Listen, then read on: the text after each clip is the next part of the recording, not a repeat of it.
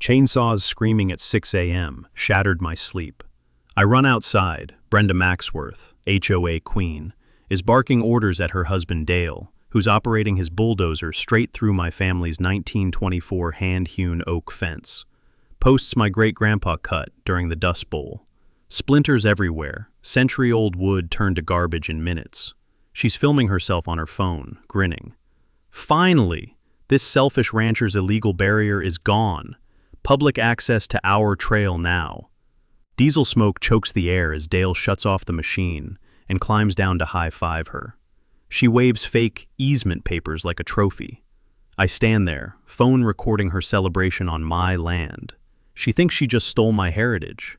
She has no clue I've got the original deeds, and every HOA road on this property runs through my deeded right-of-way. Tomorrow, every single gate gets padlocked, permanently. Drop your location in the comments if you've ever dealt with an HOA tyrant, because what happened next turned her victory into pure regret. Let me back up and explain how Brenda Maxworth became the most hated woman in 3 counties, because this morning's fence destruction was just her latest move in a 5-year war she thought she was winning.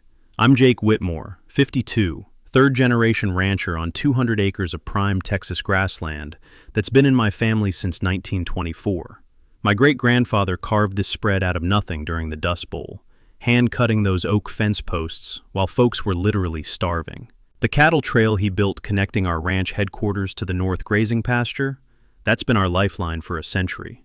My wife Sarah and I raised our daughter Emma here, teaching her to ride before she could walk, showing her how to read the weather in cloud formations. Emma's 22 now, finishing her agricultural law degree at A&M, planning to come home and help modernize our operation. Sarah always joked that Emma got my stubborn streak and her mother's brains, dangerous combination in a rancher's daughter. Then, 2019 hit us like a tornado. Riverside Estates sprouted up on the adjacent 300 acres like mushrooms after rain. Some Dallas developer bought the former cotton farm and slapped down 200 McMansions with names like Heritage Manor. Laughable, since they bulldozed actual heritage to build it. The smell of fresh concrete and chemical lawn treatments replaced the sweet scent of native wildflowers that used to bloom there every spring. But here's the critical part. Our cattle trail ran directly through what became their main entrance. We held a legal easement dating to 1987, when the previous farmer sold his land, but specifically preserved our access rights. 20-page document, notarized, filed with the county. Rock solid.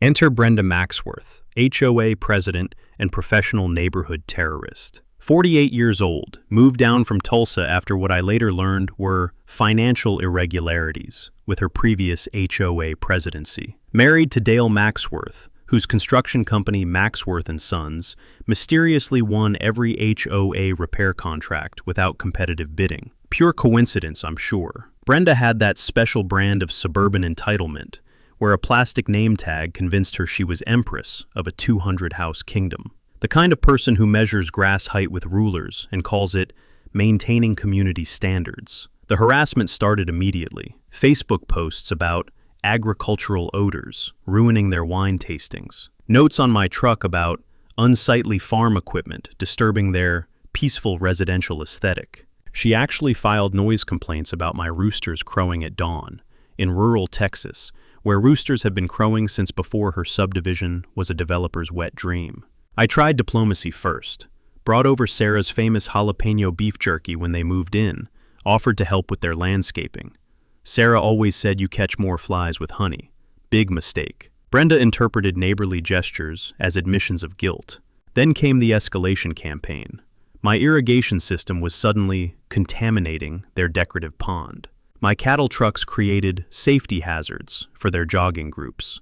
She demanded I install privacy screening because ranch equipment was incompatible with property values. When Sarah got diagnosed with cancer in 2020, you'd think even Brenda would show basic human decency. Wrong. While I was driving Sarah to chemo treatments at MD Anderson 3 times a week, Brenda hired her brother-in-law Marcus to resurvey our property boundaries. Magically, my fence was now encroaching 15 feet into community space. Never mind those survey markers had been there since Eisenhower was president. The morning Sarah died, February 14th, 2021, I found Brenda's note taped to my mailbox. Condolences on your loss. Please address the fence encroachment issue promptly to avoid legal action. The coffee turned bitter in my mouth that morning, and it wasn't the beans. While I was drowning in grief, learning to cook meals for one and sleeping in an empty bed, Brenda got bolder, started bringing nature groups onto my trail without permission, posted official-looking signs renaming it Riverside Heritage Path, even organized a charity 5K that trampled through my cattle operation. But this morning's fence destruction? That crossed every line imaginable. 2 weeks after the fence destruction, Brenda made her next move. And this woman had the subtlety of a freight train with twice the destructive power. I'm out checking cattle one crisp October morning when I spot some guy in an orange vest poking around my property corners with electronic equipment. The crunch of gravel under my boots echoed as I walked over to investigate. "Morning. You working for the county?" The guy looked nervous, sweating despite the cool air. No sir, hired by the HOA, just checking some boundary discrepancies." That's when I noticed the magnetic sign on his truck. Marcus Hendley, licensed surveyor. Same last name as Brenda's maiden name. What are the odds? I watched Marcus work for about an hour, and what I saw made my blood boil. This fool was actually moving my corner markers, not by accident, deliberately. He'd locate my original survey stones, then plant new ones 15 feet closer to my house. Each time he'd make a big show of using GPS, shaking his head like the century-old markers were obviously wrong. "Excuse me, Marcus," I said, keeping my voice steady. "Those stones you're relocating? My great-grandfather placed those in 1924. They've been verified by 3 county surveys since." Marcus wiped sweat with a dirty handkerchief. "GPS technology is much more accurate now, sir. These old markers are way off." "Off by exactly the amount Brenda needs to steal my land?" He packed up faster than a spooked cat and was gone in 5 minutes. 3 days later, I woke to Brenda's landscaping crew planting an elaborate flower garden exactly where my property line used to be. Thousands of dollars worth of ornamental shrubs, decorative fencing, and fancy irrigation with pop-up sprinklers. The smell of fresh mulch and expensive fertilizer hung thick in the morning air. "Beautiful improvement to the community space, don't you think?" Brenda called out, directing operations like some suburban Napoleon.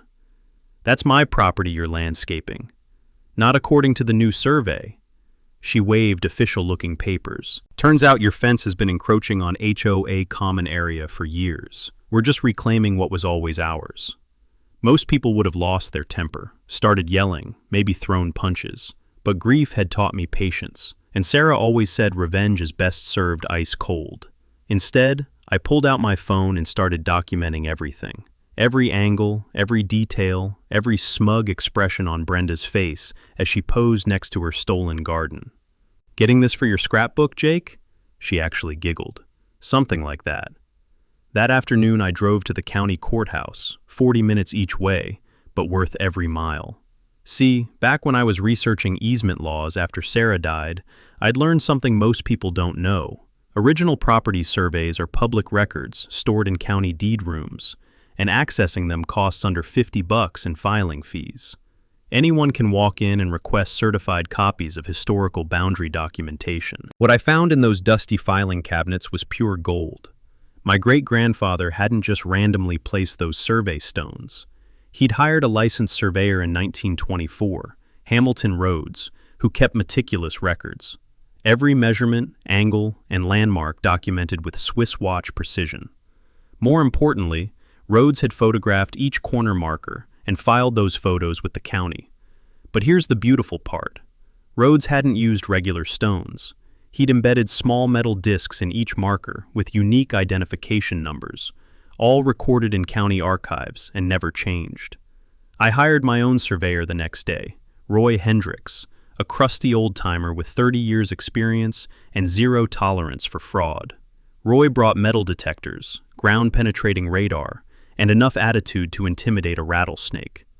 "Let's see what this Marcus character was trying to hide," Roy muttered, firing up his equipment. It took exactly 3 hours to find every original marker, buried 6 inches under Marcus's fakes. But Roy's discovery went way beyond just proving the survey fraud. "Well, I'll be damned," Roy chuckled, checking his measurements twice. "Jake, you see that fancy entrance sign Brenda's so proud of?" I looked across at the massive brick Riverside Estates monument with its LED lighting and carved stone lettering. "That whole thing sits on your property, 3 feet over the line to be exact." My heart started racing. Brenda hadn't just stolen my land. She'd accidentally given me leverage over their entire entrance. The main gateway every resident used daily was technically trespassing on my property. I filed an adverse possession claim on that entrance strip the next morning. Didn't announce it, didn't make threats. Just let it sit in county records like a ticking time bomb. Brenda thought she'd won the first battle. She had no idea she'd just handed me the keys to her kingdom. The taste of victory was starting to sweeten my morning coffee again. Brenda's next attack hit me where it hurt most, my water. November brought that crisp Texas chill that makes cattle cluster for warmth. I was checking irrigation lines one morning when I discovered my main water feed to the north pasture, the line that had run under HOA property since 1987, was bone dry. The metallic taste of panic flooded my mouth as I traced the pipe toward Riverside Estates. What I found made my blood boil. A backhoe sat parked over my severed irrigation line, its bucket still caked with chunks of destroyed PVC pipe. Muddy water pooled around the cut, and the smell of diesel exhaust mixed with the earthy scent of torn-up ground. "Oops!" Brenda's voice rang out behind me, dripping with fake concern. "Looks like we found some unauthorized infrastructure during our pond expansion project." She stood there, arms crossed, wearing that same victorious smirk she'd had while filming my fence destruction. "That's a legal easement, Brenda, filed and documented since 1987. She waved another folder of official papers. "Our insurance company can't cover damages from illegal water infrastructure. You'll need to relocate your pipes to your own property." This wasn't just irrigation, this was survival. That water fed the pasture supporting 50 head of cattle during rotation cycles. Without it, I'd lose grazing capacity that meant the difference between profit and bankruptcy. "What's the damage?" I asked, dreading the answer. $8,000 should cover proper relocation and permitting." Her smile could have frozen hellfire. "We're being generous considering the liability." $8,000 I didn't have. For water rights my family had held 35 years. But Brenda made a critical error while explaining her generosity. She kept talking as her crew dumped leftover pond chemicals directly into Miller Creek, the same waterway that flowed through my ranch before reaching 3 downstream neighborhoods. I started filming everything. The cut pipe, the chemical dumping, her crew's complete disregard for environmental protocols. That night, I researched water law online, building on knowledge I'd gained during those sleepless months after Sarah's diagnosis. What I'd learned back then was paying dividends now. Texas water rights are sacred, and interfering with established easements carries serious penalties. I also discovered something juicy about Brenda's backyard paradise. Her pool and spa setup violated county setback requirements by 4 feet, and the filtration runoff dumped chlorinated water straight into Miller Creek, the same creek her crew was now contaminating with industrial chemicals. The next morning I filed complaints with both the Brazos River Authority and County Environmental Department. Then I deployed my secret weapons, cellular game cameras. Sarah used to tease me about being a gadget freak, and after she died, Amazon deliveries became therapy. These weren't ordinary trail cameras. They were military-grade units with night vision and cellular upload, motion-activated, weatherproof, and completely covert. I positioned them around my irrigation system and along Miller Creek, where the dumping was happening. 3 days later at 2 a.m., my phone buzzed with motion alerts. The footage was absolutely damning. 2 landscaping trucks dumping fertilizer and pool chemicals directly into the creek. No protective gear, no containment, just straight environmental crime under cover of darkness. But the real jackpot came a week later, when my cameras caught Brenda herself directing the midnight dumping operation. Crystal clear footage of the HOA president pointing out specific dumping spots, while her crew poisoned the watershed. I immediately forwarded everything to the EPA. Here's something most people don't know, from my research after Sarah got sick. Environmental violations become federal crimes when they affect interstate waterways. Miller Creek feeds the Brazos River system, making this EPA jurisdiction. We're talking $50,000 fines per violation and potential criminal charges for deliberate contamination. The irony was beautiful. Brenda was poisoning water that flowed right back to her own neighbors. Within days, my irrigation was mysteriously restored.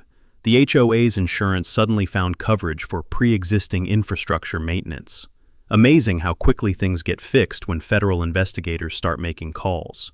But the real victory came when my phone rang at dinner time. "Jake, this is Bob Christoph, retired Marine, live downstream from your place. We need to talk about our mutual Brenda problem."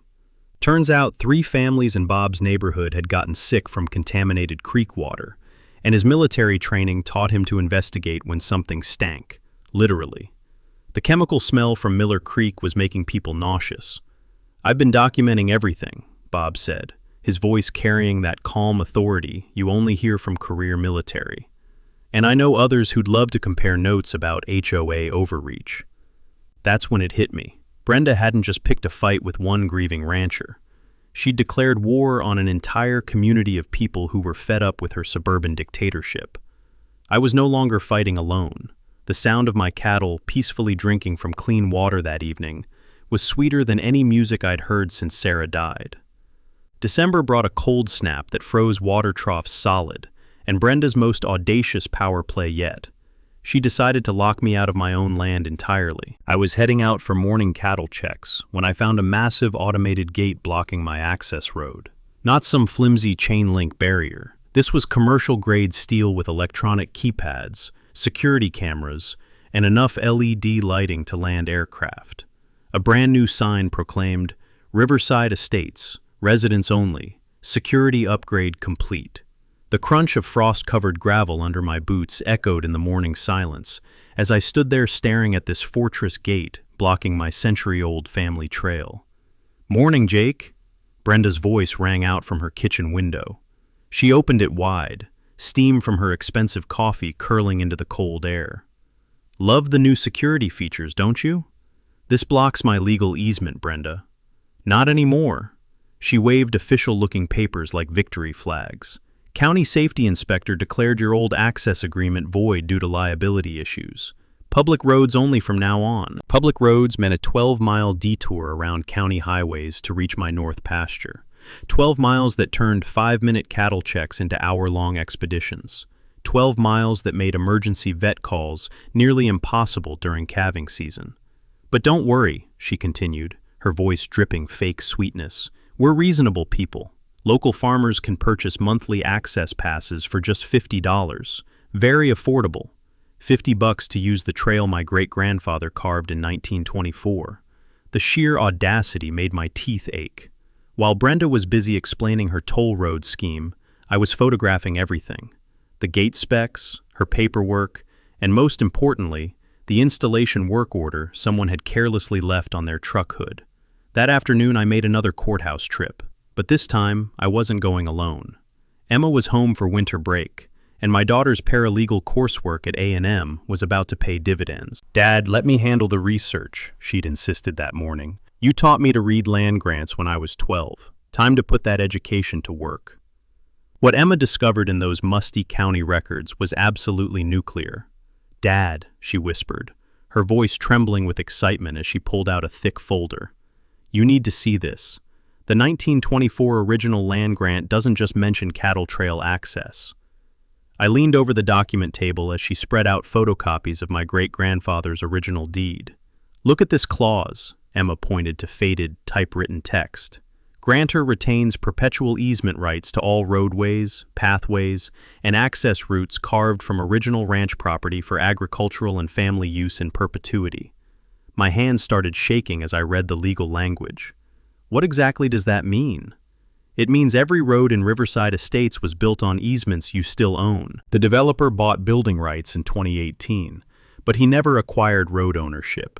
Those rights stayed with the Whitmore Family Trust that great-grandfather established. The implications hit me like a physical blow. I didn't just have access rights to their roads, I owned them. "Emma, are you telling me?"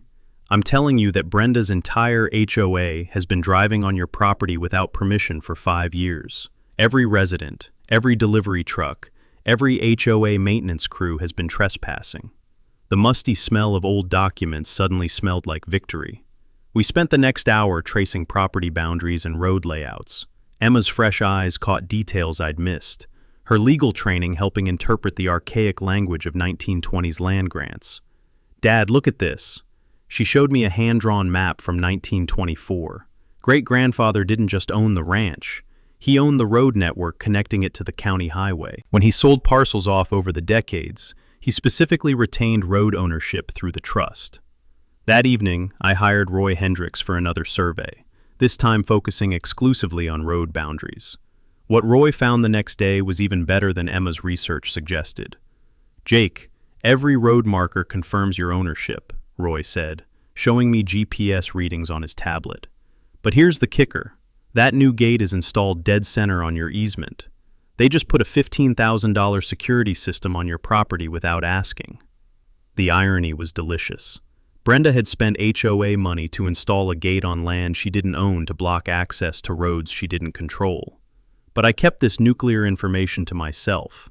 Instead of revealing my ace card, I decided to let Brenda dig deeper.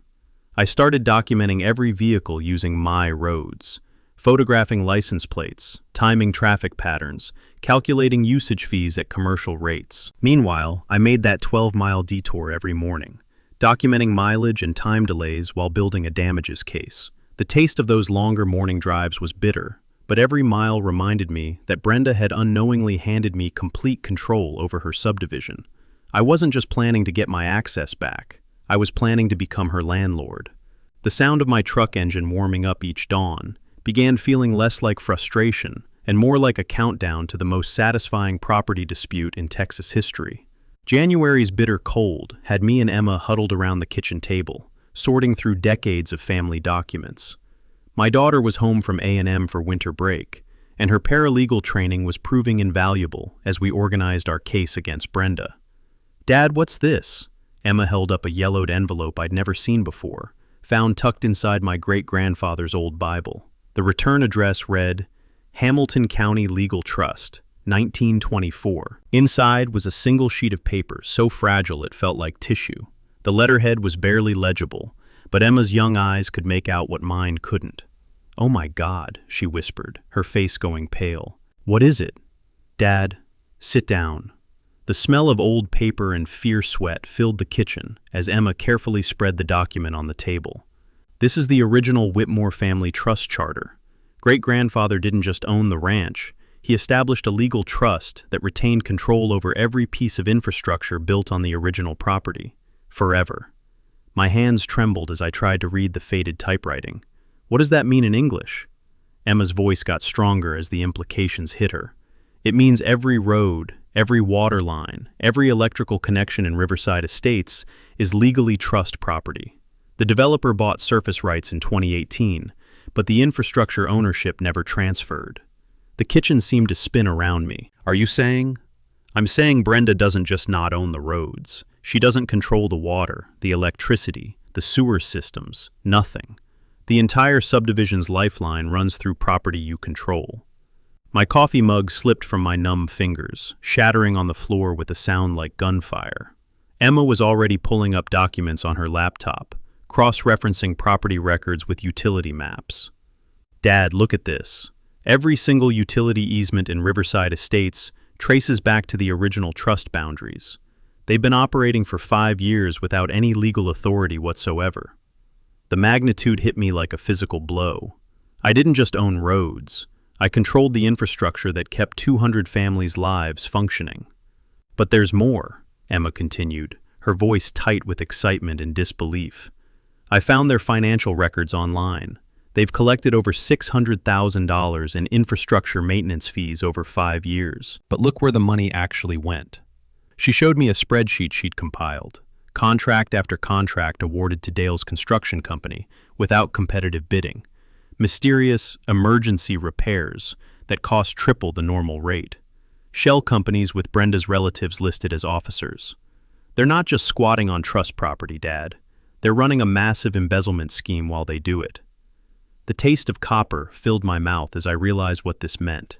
Every road improvement, every utility upgrade, every community enhancement Brenda had approved was illegal construction on my property, funded by money stolen from her own neighbors.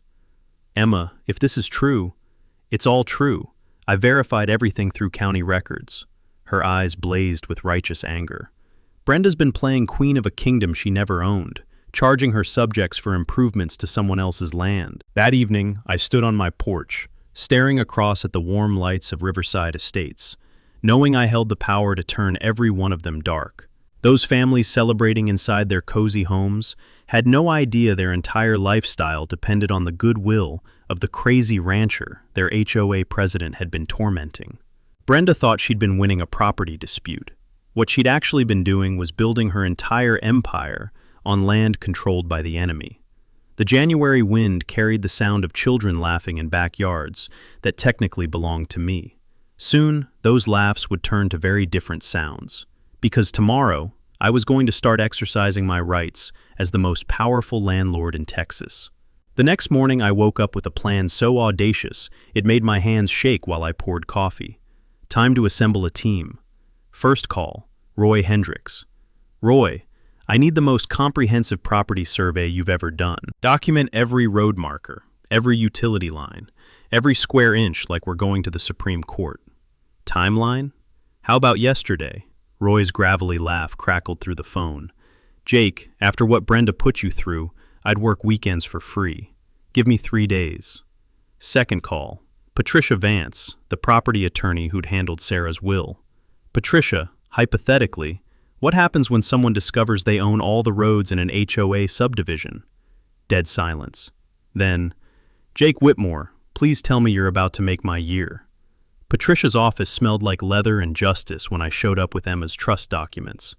Her eyes lit up as she read through the 1924 papers. This is legally bulletproof, she said, practically bouncing in her chair. You have absolute authority to control access, require permits, or restrict usage entirely. It's your property. What about the innocent residents? That's where strategy matters. You can implement maintenance closures for safety, require usage agreements, or invoice for unauthorized access, all perfectly legal. She explained that I could also pursue back rent for 5 years of unauthorized usage. Commercial road rates in Texas? About $200 per vehicle monthly. Quick math. 200 houses, 400 cars, 5 years. We were looking at $2.4 million in unpaid fees. The taste of victory was getting sweeter by the hour. Third call, Bob Christoph. Bob, want to help me execute the most satisfying property enforcement in Texas history? Jake, I've been waiting for this call since that creek contamination nonsense. What do you need? Bob's kitchen table became our war room. Maps of Riverside Estates spread across the surface like invasion plans, which basically they were. 7 access points, Bob said, his military precision showing. Control these choke points, control the entire subdivision. He'd already researched road closure procedures during his own Brenda battles. Professional barriers, proper signage, advance notice. Do it right, nobody can touch you. The smell of Bob's black coffee mixed with the musty scent of old property maps as we planned each detail. That afternoon brought an unexpected complication. Emma burst into Bob's kitchen, looking panicked. Dad, we have a problem. I just saw Brenda's car at the courthouse. My blood chilled. What's she doing there? Could be researching property records. Maybe she's finally figuring out the trust situation. Bob stood up, every inch the career Marine. Then we accelerate the timeline. How fast can we get those barriers? My construction buddy owes me a favor, Bob said, already reaching for his phone. I can have DOT-approved road barriers here by tonight. This was turning into a race against time. If Brenda discovered the trust ownership before we acted, she'd find ways to muddy the legal waters or create complications. Emma took charge of documentation, while Bob coordinated equipment. I'll prepare resident notification packets, she said. Usage agreements, legal explanations, payment options. Make this as smooth as possible for innocent families. Patricia worked on official notices, formal demands to the HOA, cease and desist orders, and legal justification for access restrictions. Everything has to be perfect, she stressed. One procedural mistake, and Brenda will exploit it. By evening, Bob's friend had delivered 7 professional road barriers with reflective signs reading, "Private property, maintenance in progress, contact Whitmore Property Trust for access." These aren't toys, Bob explained as we examined the steel barriers. DOT approved, legally compliant, absolutely enforceable. Emma had created information packets for each household, explaining the situation. Their HOA had been operating on private property without permission, but legitimate access agreements were available through proper channels. The goal isn't to hurt people, Emma emphasized. It's to expose Brenda's fraud while giving families legal options. Patricia had prepared all the legal ammunition: property ownership documentation, usage violation notices, and formal demands for 5 years of back rent from the HOA. "Tomorrow morning you become the most powerful landlord in Texas," Patricia said with satisfaction. "Brenda's about to learn she's been playing queen in someone else's castle." That night I couldn't sleep, kept walking to the window, staring across at Riverside Estates, knowing that by dawn I'd control every entrance and exit to Brenda's little kingdom. The winter wind carried sounds of normal suburban evening routines: garage doors closing, dogs barking, families settling in for the night. By tomorrow evening, those sounds would be very different. Emma found me at the kitchen window around midnight. "Having second thoughts, Dad?" "Just thinking about your mom. She always said the best revenge is living well. Mom also said sometimes you have to fight bullies to protect other people." Emma squeezed my shoulder. "This isn't just about revenge anymore. It's about justice." The clock ticked toward dawn, and toward the moment when Brenda Maxworth would discover that her suburban empire had always belonged to the enemy. Dawn broke crisp and clear as Bob and I positioned the first road barrier at Riverside Estate's main entrance. The metallic clang of steel hitting asphalt echoed through the morning stillness like a funeral bell for Brenda's kingdom. We'd barely finished the second barrier when my phone exploded with angry texts. "What the hell? You can't do this. This is illegal." At 7:30 a.m. sharp, the call I'd been expecting came through. "Jake Whitmore!" Brenda's voice was so shrill, I had to hold the phone away from my ear. "Remove those barricades right now, or I'm calling the sheriff." "Morning, Brenda. Beautiful day for property maintenance." "This is harassment, intimidation. You can't block public roads." The smell of her panic practically oozed through the phone. "Actually, I can. They're my roads. Check the 1924 land grants if you don't believe me." Dead silence. Then, "That's impossible. We've maintained these roads for 5 years. With my permission, which I'm now revoking. Have a blessed day." I hung up and turned to Bob, who was adjusting barrier reflectors with military precision. "How long before the meltdown?" "Based on previous unstable commanders I've encountered, 20 minutes max." He was optimistic. It took 8 minutes. Brenda's Mercedes came screaming around the corner, tires squealing as she slammed the brakes. She burst out wearing pajamas and fuzzy slippers, her hair looking like she'd been electrocuted. "Move these now!" she shrieked, actually trying to lift a 200-pound steel barrier with her bare hands. "Ma'am, please contact the property trust for access authorization," Bob said calmly, pointing to our official signage. "Property trust? I'm the HOA president." "Not of my property," I replied, walking over with legal documents. "Care to review the paperwork?" Brenda's face cycled through colors I didn't know human skin could achieve. That's when she made her fatal error. "Dale!" she screamed into her phone. "Bring the backhoe. We're tearing down these illegal obstacles." 20 minutes later, Dale arrived with construction equipment, looking confused and seriously regretting his life choices. The diesel exhaust mixed with the scent of Brenda's desperation as he climbed out. "Honey, these look like official county barriers. They're illegal. Destroy them." Bob stepped forward, every inch the career military officer. "Sir, I'm retired MP. Those barriers are legally installed on private property. Removing them constitutes criminal destruction of property." Dale looked between his psychotic wife and Bob's calm authority, clearly weighing his options. The backhoe drove away while Brenda screamed at the retreating equipment. But here's where Brenda's desperation got creative. If she couldn't destroy the barriers, she'd destroy me. By noon, reporters were calling. Someone had fed local media a story about a deranged rancher terrorizing innocent families with illegal road blockades. The first TV crew arrived at 1 p.m., and I was ready. "Mr. Whitmore, residents say you're holding families hostage," the reporter said, shoving a microphone in my face. "I'm exercising legal property rights," I replied, handing her trust documentation. "This subdivision has used my roads without permission for 5 years. I'm requiring proper authorization." But then came the mini twist that changed everything. Actually, the reporter said, scanning the documents. "We've been investigating HOA financial irregularities in this area. Would you be willing to discuss on camera the fees you've been charged for road usage?" My heart skipped. Charged? I own these roads. I should be charging them. The reporter's eyes lit up. "So you're saying the HOA has been collecting road maintenance fees for property they don't own?" That's when I realized Brenda's media strategy had just backfired spectacularly. Instead of painting me as the villain, she'd handed investigative reporters a corruption story on a silver platter. "We'd like to interview you about financial fraud in suburban HOA management," the reporter continued. "Our research shows this isn't isolated to your community."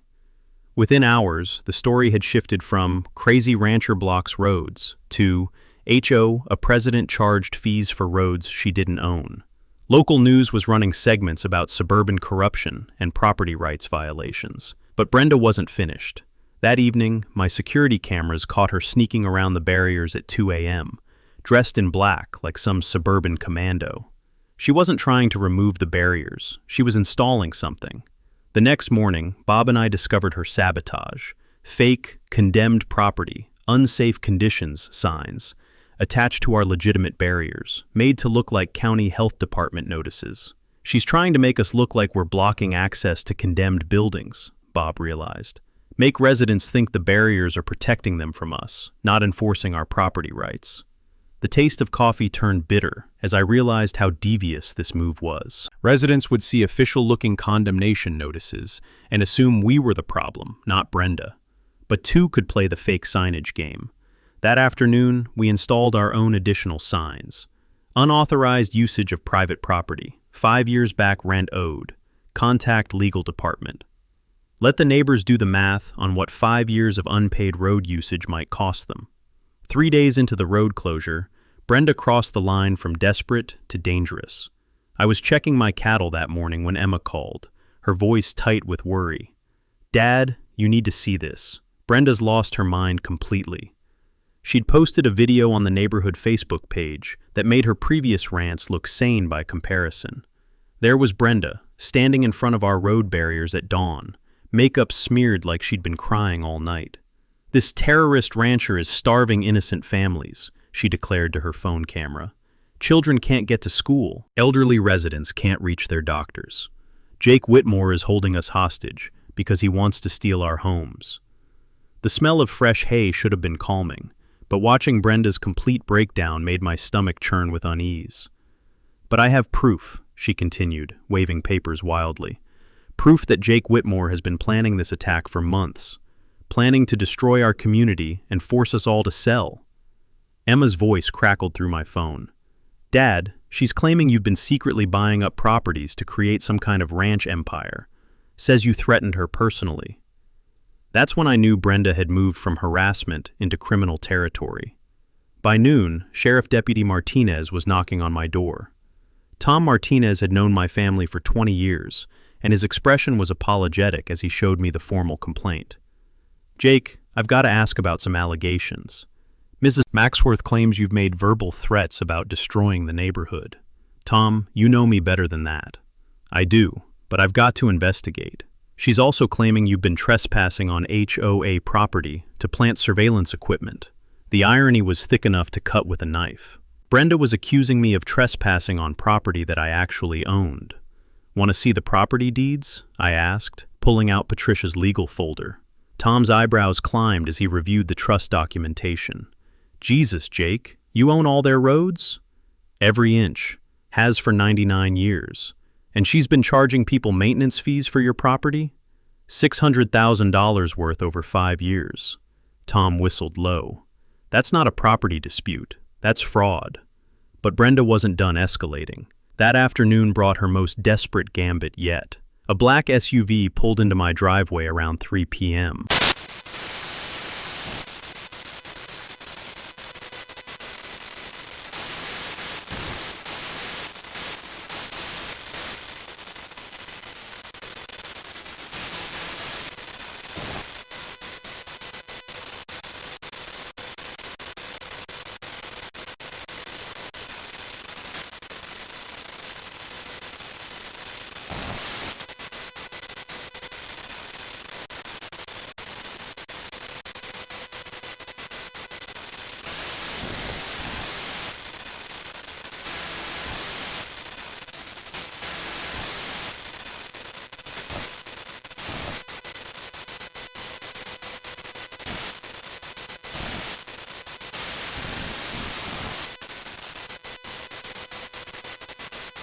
So you're offering me cash to ignore 5 years of illegal property usage and fraud?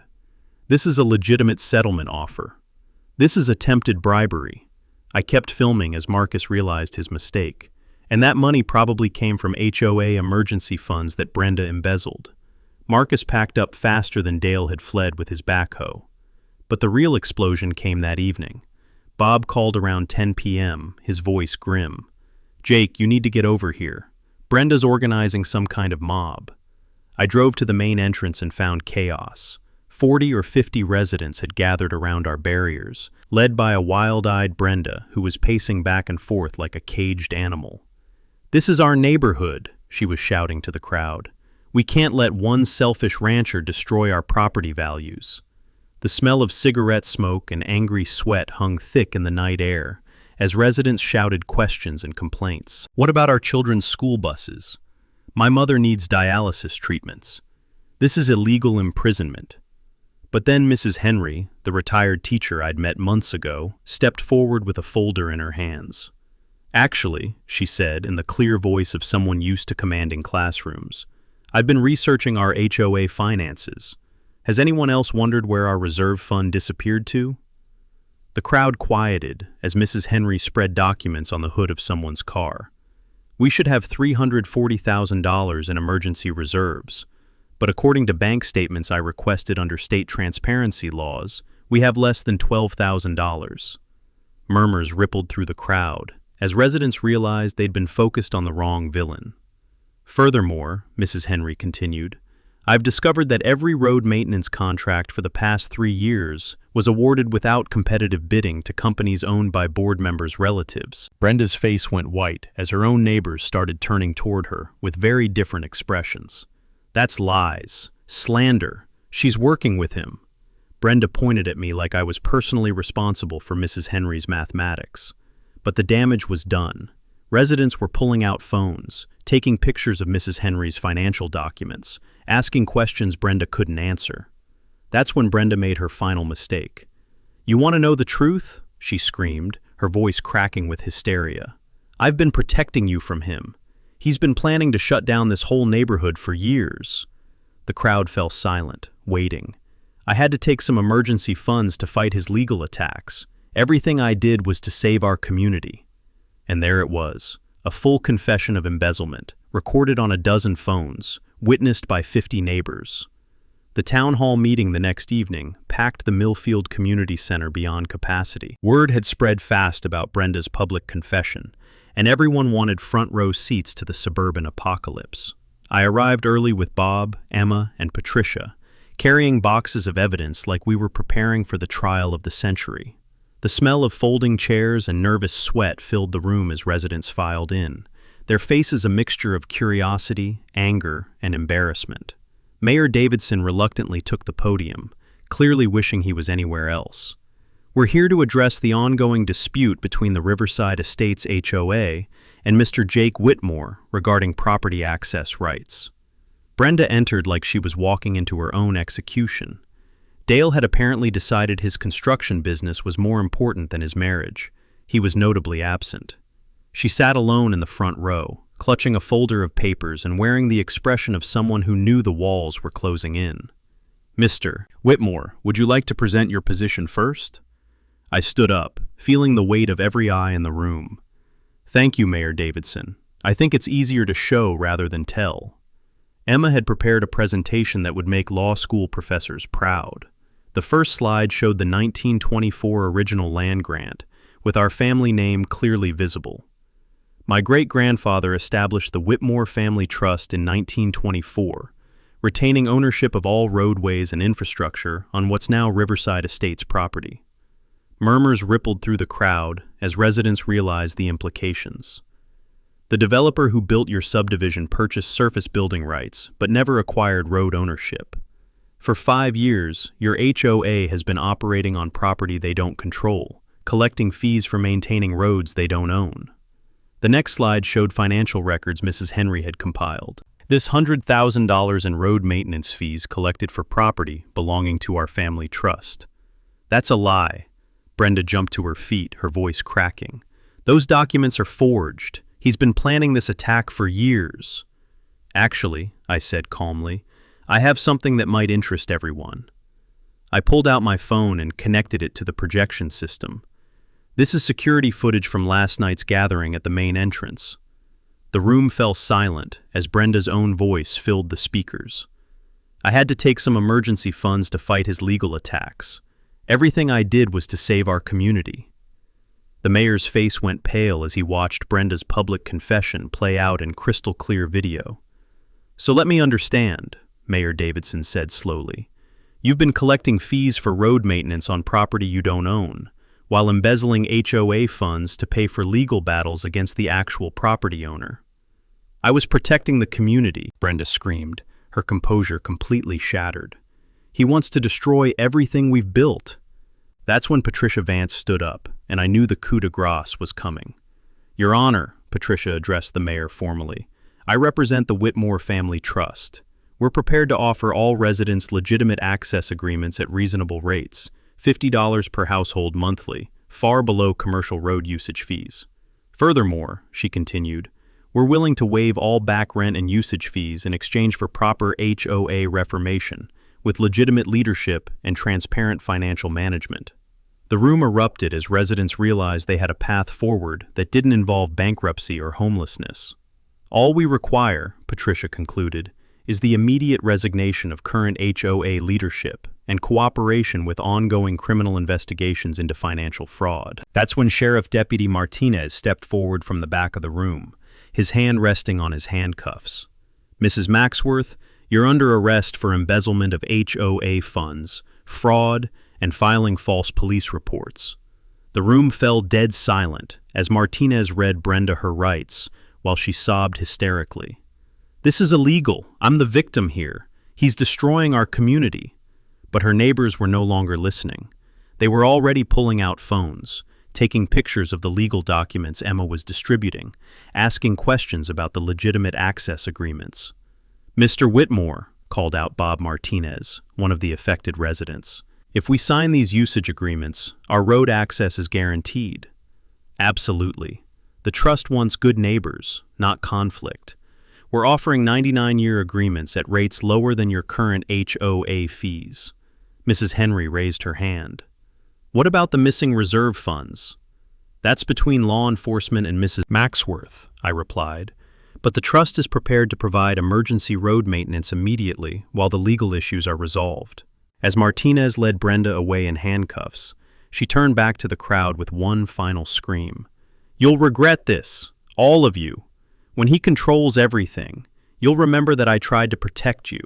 But the only sounds that followed were residents lining up to sign access agreements and asking Emma questions about proper HOA governance. The taste of justice was sweeter than any revenge I could have imagined.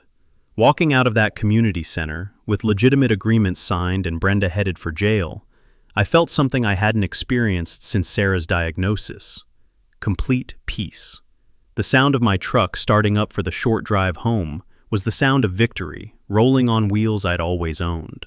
6 months later, I'm sitting on my porch watching the most beautiful sight in Texas, a neighborhood that actually works. The legal aftermath was swift and satisfying. Brenda was convicted of embezzlement, fraud, and filing false police reports, earning herself 6 years in federal prison and a restitution order for $847,000. Dale lost his contractor's license and faces his own fraud charges. 3 other HOA board members took plea deals for lesser involvement. But the real victory was what happened next. Riverside Estates voted 187-8 to dissolve their corrupt HOA and establish a legitimate property owners association, with Mrs. Henry as treasurer, Bob Christoph handling security issues, and Emma serving as legal advisor while she finishes law school. The new POA operates on a simple principle: transparency in everything. Monthly budgets posted online, all contracts put out for competitive bid, and every major decision requires homeowner approval. Their annual operating costs dropped by 60% once they eliminated the corruption and kickback schemes. My usage agreements turned out to be the best deal anyone could have asked for. $50 monthly per household covers road maintenance, snow removal, and basic infrastructure upkeep. Compare that to the $200 plus monthly fees Brenda was charging for non-existent services, and every resident is saving money. More importantly, we've created something Sarah would have loved: a real community. The Sarah Whitmore Memorial Fund, established with my legal settlement money, has become the gold standard for fighting HOA abuse nationwide. We've provided free legal aid to 89 families across Texas, helped expose corruption in 12 other communities, and partnered with law schools to create a HOA victims' rights clinic. Emma graduated summa cum laude last month and passed the bar exam on her first try. She's opening her practice right here in Millfield, specializing in property rights and HOA reform. Her first case involves a subdivision in Dallas, where the HOA president has been charging residents for pool maintenance on a pool that doesn't exist.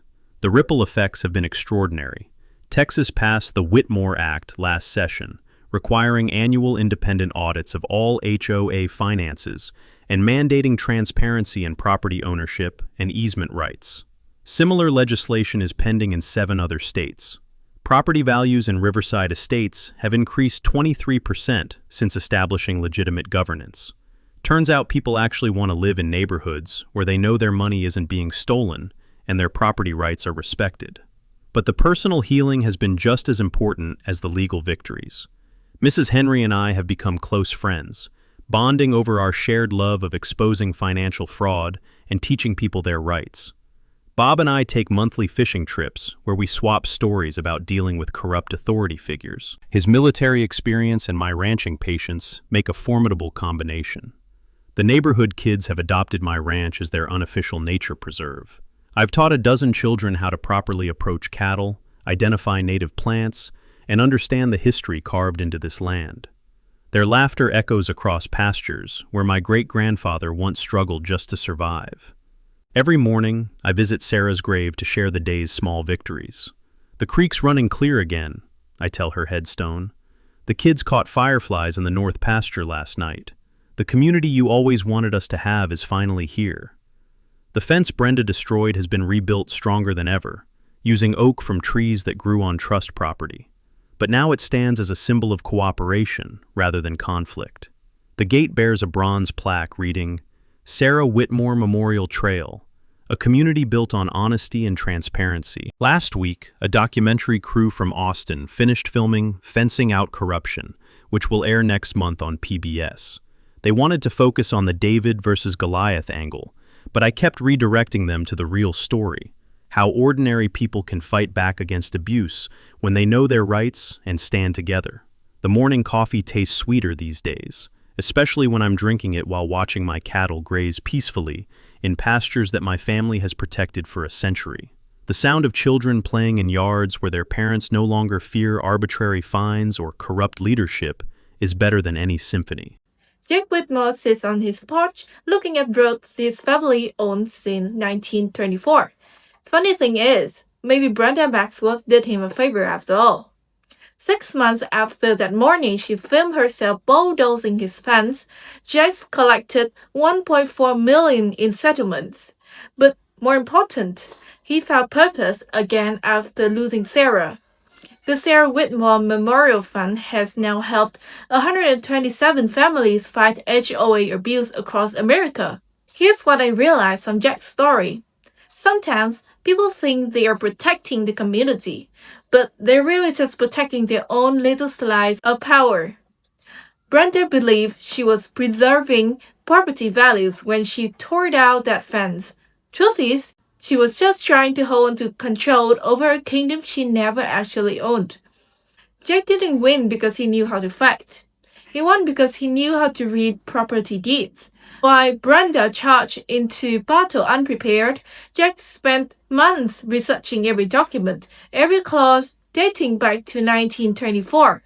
Patience beats passion every single time. Do you ever wonder what your HOA actually owns? Or do you just take their word for it? Tell me in the comments. Have you ever checked your own property deeds to see what rights you actually have? If the story makes you want to dig into land ownership records, hit the like button. Subscribe for more stories about regular folks beating people in power. And share this with your neighbors. because everyone needs to know that legal paperwork beats the loudest voice in the room.